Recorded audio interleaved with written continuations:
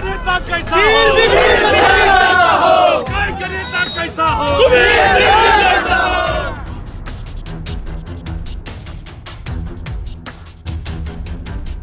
नमस्कार, आप live cities देख रहे हैं। मैं हूं जय शुक्ला। बिहार विधानसभा चुनाव को लेकर सभी पार्टियां और सभी गठबंधनों ने अपने अपने पत्ते साफ कर दिए हैं। जी हां, हम बात कर रहे हैं प्रत्याशियों की और कैंडिडेट्स को दिए जाने वाले टिकट की।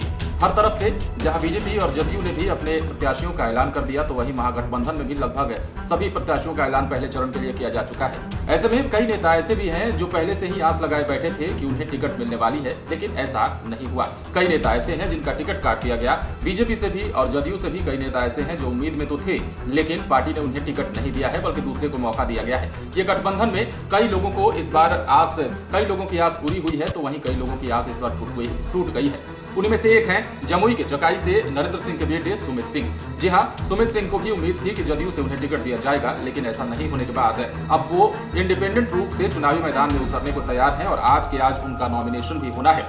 अब वो नॉमिनेशन के लिए कभी भी निकल सकते हैं, लेकिन उससे पहले आप ये तस्वीर देखिए और आप अंदाजा लगाइए कि जमुई के चकाई में लोग क्या कह रहे हैं, जनता क्या कह रही है सुमित सिंह को लेकर के।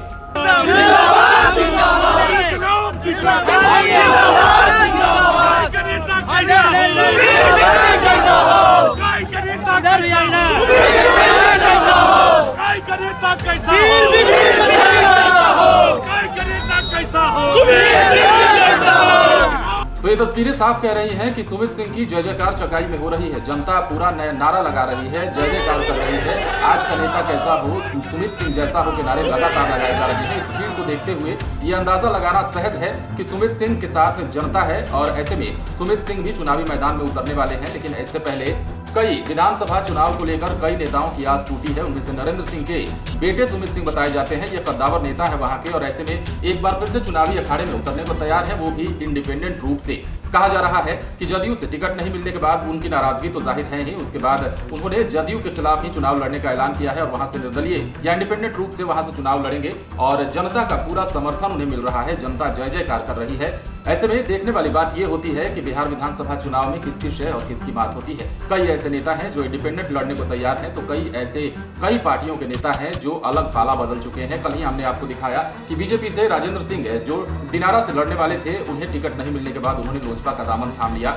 और ददन पहलवान भी जो जदयू से डुमरांव की टिकट चाहते थे, उन्हें जब टिकट नहीं मिली तो उन्होंने भी बगावती सूरत अख्तियार कर ली है और उन्होंने कहा कि पीठ में खंजर पोका है। जी हाँ, और वैसे ही ठीक लगातार कई नेता ऐसे हैं जो आस लगाए तो बैठे थे टिकट की, लेकिन कुछ भी हाथ नहीं आया, जिसके बाद उन्होंने बगावती सूर अपना लिया है और बागी हो गए हैं। ऐसे में बिहार विधानसभा चुनाव बड़ा ही दिलचस्प होने जा रहा है। क्या होता है ये भी देखने वाली बात है। बिहार चुनाव आते आते ऊंट कौन से करवट बैठता है। जी हाँ, हम सियासत के ऊंट की बात कर रहे हैं, वो किस करवट बैठता है ये भी देखने वाली बात होगी।